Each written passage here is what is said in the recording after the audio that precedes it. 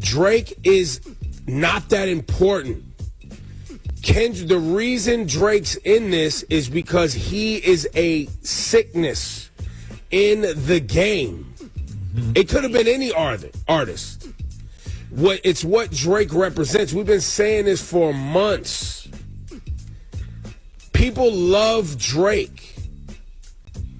They love his music. We love his music. He's beloved. He's not willing to go rip his soul from the bottom and do ayahuasca and look himself in the mirror as Kendrick had prescribed to him. On what song was that? Euphoria? No. Seems like it's about Drake, but continue. No, but it's about what the game does to someone who's trying to dominate it. Right. This Big Zoo, a.k.a. Billy Cash, and you're listening to Big Zoo Nation. You know what I'm talking about? And let me tell you what's going on in the zoo today. Now, maybe if YouTube does not strike me, you seen the video of Ebro going in on Drake saying that Drake is a sickness and he needs to do ayahuasca. And I'm guessing what Ebro means is just the commercialization of his music. Maybe it's sickness and it's infected hip hop. I don't know. But either way, they tore his ass up on Twitter and other places. I guess what Ebro does not realize is that Drake still has a lot of fans out here. And I'm definitely included. I'm a Drake fan, you know.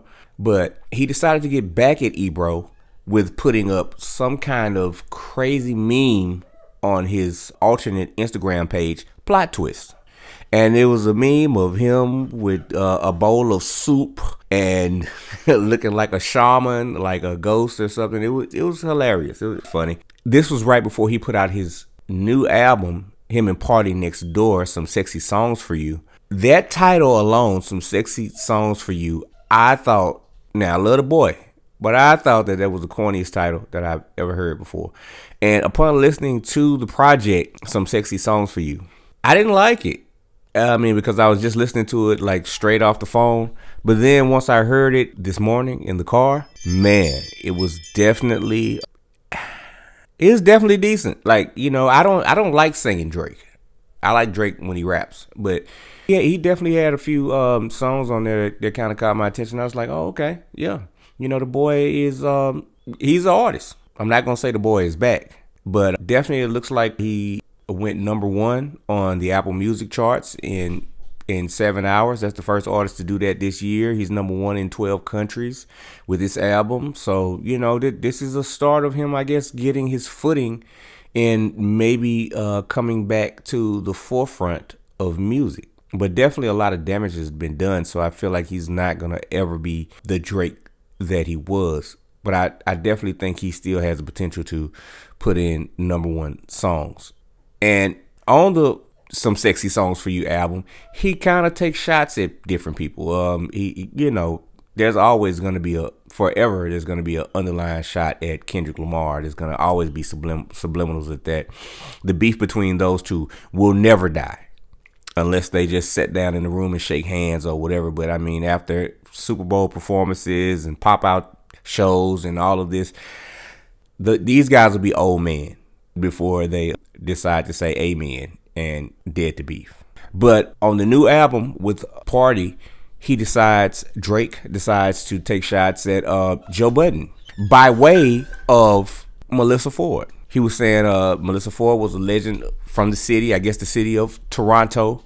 Drake said that, you know, you're sitting beside a deglazer. Pause. And everybody's going crazy over this shot. I thought it was a pretty decent shot because I didn't really see it coming when I listened to the album. I was like, oh shit, he's talking about Joe Budden. And it's crazy because it just seemed like a bait tactic because he posted the picture of Joe Budden last week. Then Joe Budden took the bait, said something about it last week on his podcast, and Drake already knew that he had a diss for Joe Budden sitting up waiting, and Joe Budden kind of took the bait. So, you know, tomorrow his podcast comes out, so, you know, it's definitely going to be a lot of hate. If I was Joe Budden, I wouldn't even say nothing. I'd be like, I still deal with what he said, like when he called Drake a corpse. Yeah, I would still do the dead man thing and be like, hey, I'm not even speaking to a corpse. I already said it before, but it's crazy. Yeah, so, you know, Drake is out here throwing blows and trying to get back into the scene. And I can't really wait to see what that solo album sounds like, but we already know. Judging by this, a R&B project, he's still throwing shots at people. Whatever his album is that comes out, he is going to be taking shots at people all summer. The boy is ready for war. I mean, is it a war that he can win? Who knows? You're into it with rappers. You're into it with record labels. You're into it with ex-girlfriends. It's crazy. But I'm here for all of the nonsense. Click like and subscribe if you love my channel. And this is Big Zoo Nation, a safe space for hip-hop junkies. Yeah. You're the only one that, like, avoids me for some strange reason. Never avoid you. I just don't see you. We're never in the same place. Because I'm too broke? I didn't want to say. You invited Elliot and B-Dot over there to the embassy